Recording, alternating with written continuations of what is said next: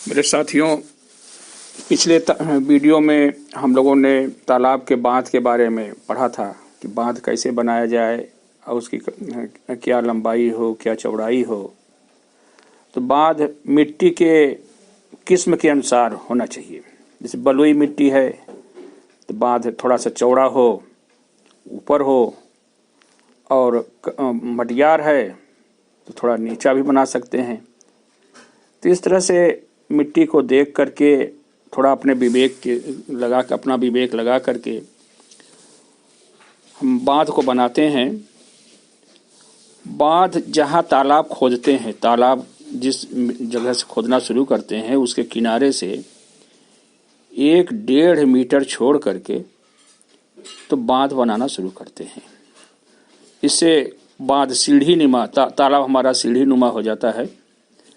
और जो जगह छुटी रहती है मछली निकालने के लिए और चारा डालने के लिए और मछलियों की देखभाल के लिए आसानी हो जाती है। बांध मिट्टी के अनुसार उसका ढलान भी होना चाहिए। इसका नीचे अगर उसकी नींव 2 मीटर है तो ऊपर जाते जाते 1 मीटर हो। अगर मिट्टी ढीली है, बलुई दोमट है तो उसकी नींव की चौड़ाई 3 मीटर रखते हैं और ऊंचाई पर 1 मीटर रखते हैं। बांध की ऊंचाई 2-2.5 मीटर तक रखी जानी चाहिए, जितना ऊंचा हो।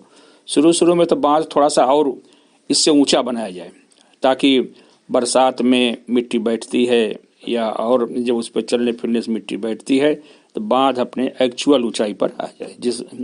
जो हम ऊंचाई चाह रहे हैं उतनी ऊंचाई पर वो बांध आ जाए।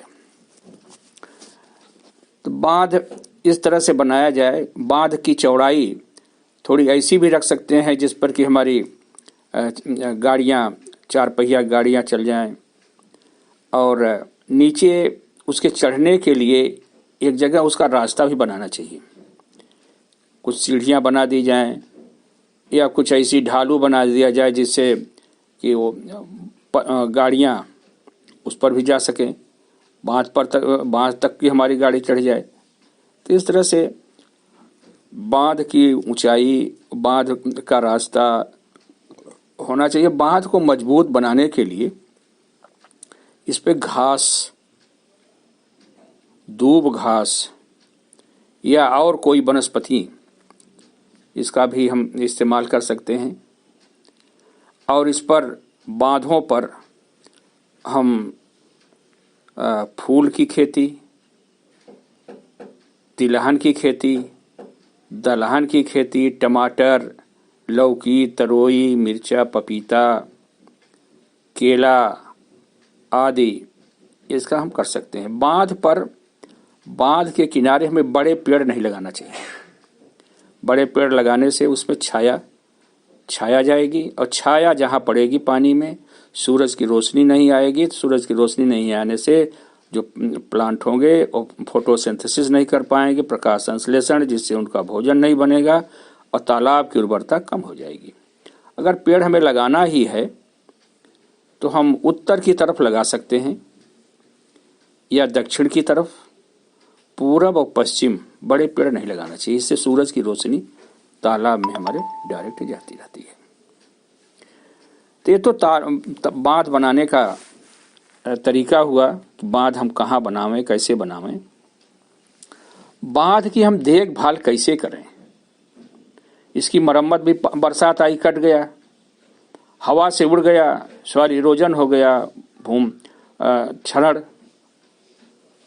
का कटाव हो गया, तालाब बह गया, बांध बह गया। बांध बड़ा ही महत्वपूर्ण है। बांध ही के जरिए से पानी और उसकी सुरक्षा होती है, पानी की, मछलियाँ सुरक्षित रहती हैं और हमारे तालाब में उत्पादन रहता है, उत्पादन बढ़ता है।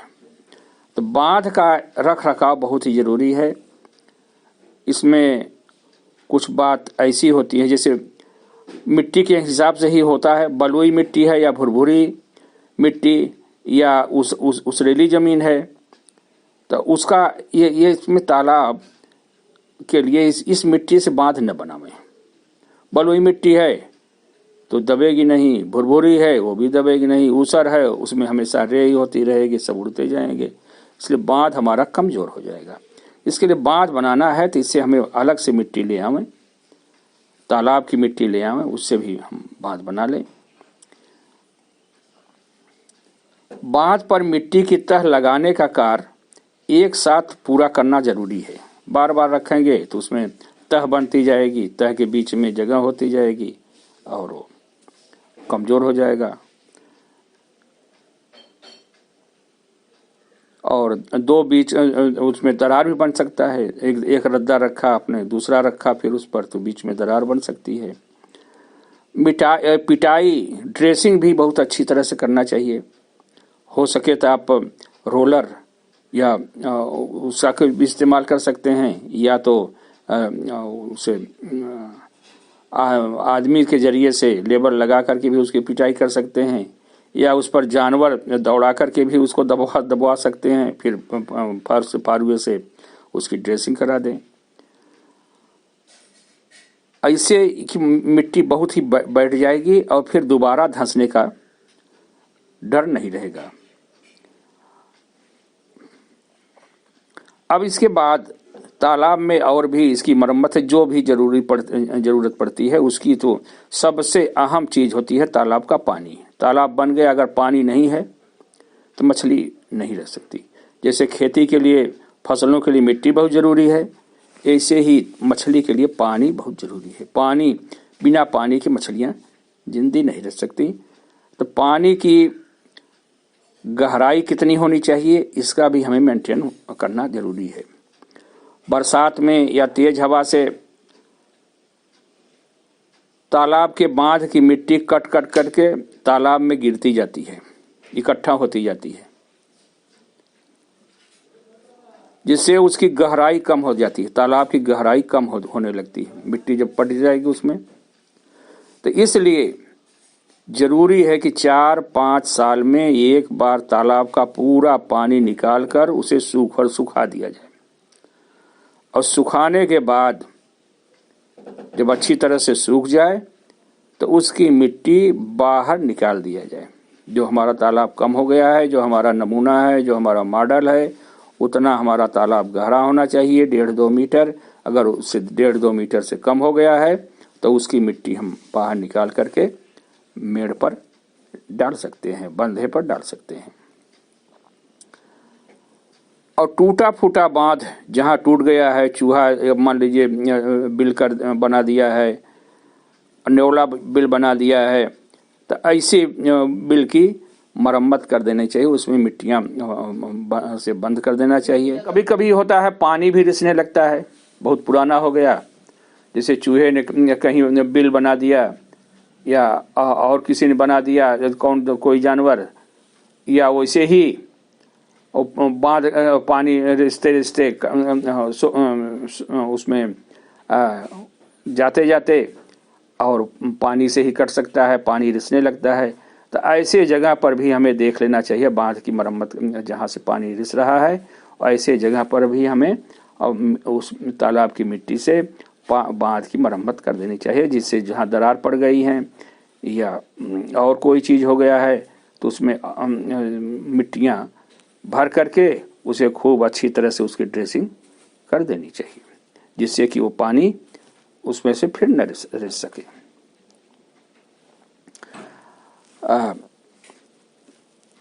बिलों के लिए तो जरूरी है कि जो चूहा द्वारा बना दिया गया है, इसकी चूहा तो बड़ा ही नुकसान करता है, फसलों के लिए करता है, खेतों में भी करता है, खलिहानों में भी करता है, घरों में भी करता रहता है। तो ये हमारे मछलियों के तालाब पर भी बना देता है छेद, तो इसको हमें बंद कर देना चाहिए। और पानी के लिए, पानी का गुण मैंने बताया है एक वीडियो में, मेरे पिछले वीडियो में, कि पानी का रासायनिक गुण कैसा होना चाहिए, उसका भौतिक कैसा गुण होना चाहिए, उसका जैविक प्रोडक्शन कैसा होना चाहिए। इन सब बातों को भी ध्यान में रखते हुए हमें पानी के भी पानी की भी हमें देखभाल करनी होगी कि इसमें उर्वरता है कि नहीं है। इसका टेस्ट भी हमें रासायनिक तरीके से इसका पीएच और इसमें न्यूट्रिएंट, ऑक्सीजन और भी न्यूट्रिएंट जितने हैं वो होने चाहिए।